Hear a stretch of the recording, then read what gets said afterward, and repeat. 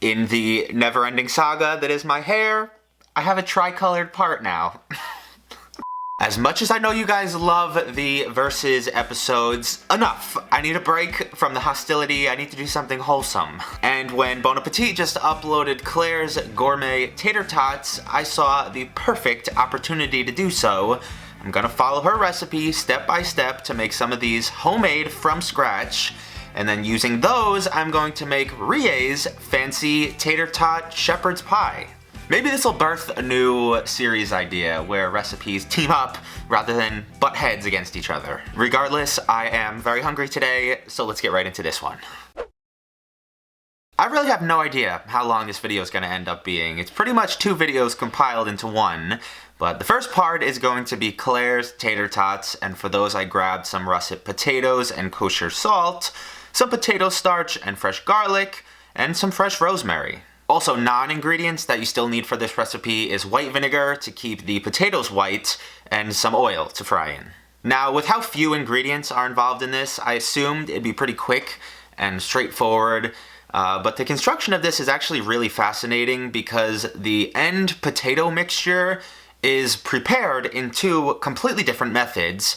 The first one being with boiled potatoes that are eventually cooled down and shredded up in a food processor, and then with some completely raw potatoes that have to go through that same shredding and then roughly chopping procedure, except in between every single step you have to dip them in an ice bath with some white vinegar.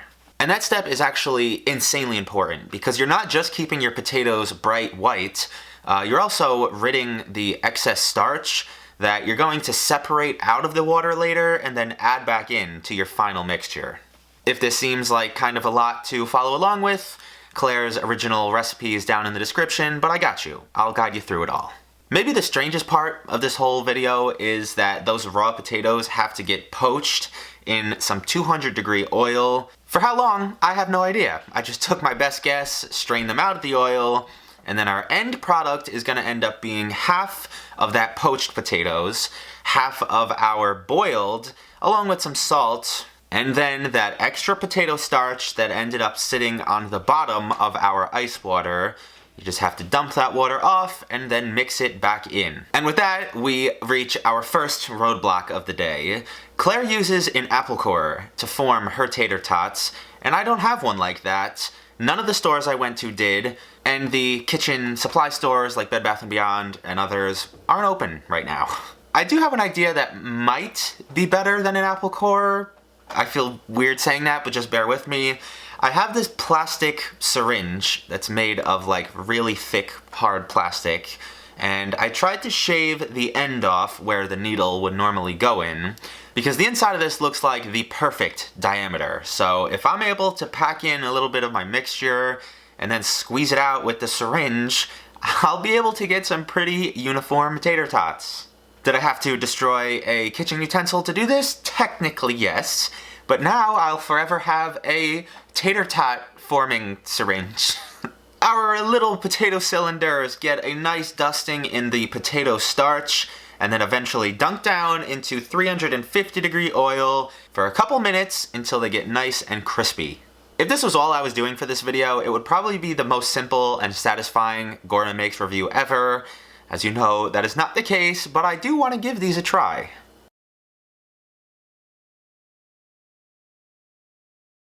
I'm not entirely sure what's up with some of the little white specks on some of them, because some have them and others don't. I thought it might be the potato starch, but I'm not sure now. I love how perfectly shaped and evenly crispy it is.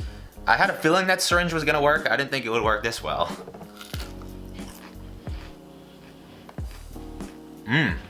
It's not really what you'd expect from an average tater tot, texture-wise, but it's freaking good, and you really get that garlic and rosemary. There's nothing wrong with these. They're crispy, they're really flavorful. I actually wish I could eat more than just a few, but as you know, we gotta save the rest of these for something else very special. Alrighty, so for part 2, we are making a recipe I've wanted to do since it came out, Rie's fancy Tater Tot Shepherds Pie. I grabbed some heavy whipping cream and ground lamb, kosher salt and some beef stock, butter, red wine, Worcestershire sauce, shiitake mushrooms and fresh thyme, some dried porcini mushrooms and Claire's tater tots, an onion, some rosemary, garlic, flour, an egg, and some carrots. Yes, this is a ton of ingredients, but as far as I know, this is a pretty traditional shepherd's pie. Correct me if I'm wrong, to those of you who know more than I do, but I'm gonna start with all my vegetables. I soaked my porcini mushrooms for 30 minutes. I diced up my onion, carrot, and fresh garlic as uniformly as I possibly could. I have no clue how much of each one of these ingredients Rie uses. There's no official recipe written up anywhere, and it's 2:30 in the morning, so I'm not gonna ask Rie and bother her again. I weirdly love dicing up mushrooms. They're just so satisfying to cut. What I don't love is this mushy green part of the porcini mushrooms. I don't know if Rie excluded this or even had any of this in hers, but it kind of feels like snot, and I don't want to eat that, so I removed it from mine. But now we can start to cook something, our ground lamb. This is a little bit over a pound in total. Again, I'm not too sure how much she uses, but I think this is around the right amount. Eventually draining the meat and then adding in the vegetables and a ton of other stuff. As with the BA video, this one will also be down in the description for you to watch later. And this meat mixture is actually one of 3 main parts of this recipe, so we're gonna be in this one for the long haul, that's for sure. I cannot wait to taste this though, because between all the ground vegetables and lamb, the Worcestershire sauce, the red wine, this is gonna be insanely flavorful. That was looking really good, so I moved on to part 2, the potatoes. Am I a little bit heartbroken that I have to rice my tater tots that took me an hour to form? A little bit. But you normally don't use potatoes that were already fried in a mash, so I'm kind of excited to see what the end texture of this is going to be.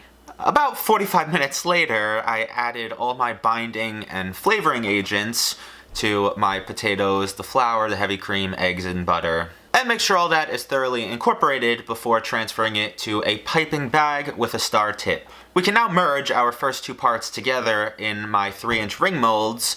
I didn't mention this, but since I only have 2, I actually halved that potato mixture because I really don't need all that much.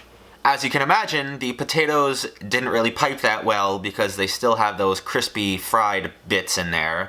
But for texture and flavor-wise later, I'm sure they'll be delicious.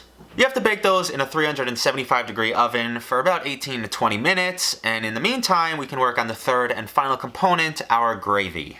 And luckily, this was really simple. All you have to do is reduce some of that mushroom water with some beef stock and then some fresh garlic and thyme until the mixture gets down to about half. We can then finish this by emulsifying a few teaspoons of very cold butter, and that's looking really good too. I grabbed one of my little pies out of the oven and it unmolded beautifully. I finished this with a little bit of our gravy and we can finally give this one a shot.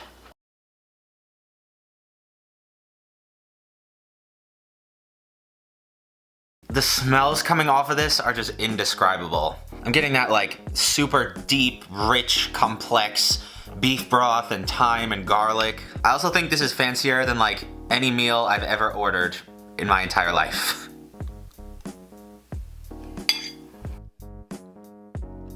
Oh my god. Oh, that's so good. Now that I think about it, I don't think I've ever eaten lamb before, in any capacity, ground or lamb chops or anything. Maybe I'll start though, because wow. Outside of how insanely flavorful this is, the best part is the fact that it's not just the top of the potatoes that are crispy and give you that extra texture. You can literally still get those like fried crispy bits throughout the mash. It's amazing. This is one of the best things I've ever eaten in my entire life. And now I'm gonna go finish it off camera. See ya. I hope you guys enjoyed today's video. If you did, give me a big like. Let me know what you want to see in next week's video. Let me know on Instagram and Twitter. If you don't follow me already, those links are down in the description. Other than that, have a fantastic weekend. I will see you right back here next time. Peace.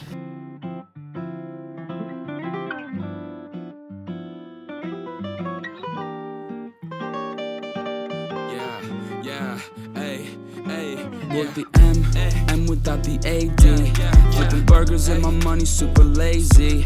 Try and make a meal tonight, they ain't paying me. Try and supersize my life with my A-team. Yeah, our style wasn't wavy, but we had a vision.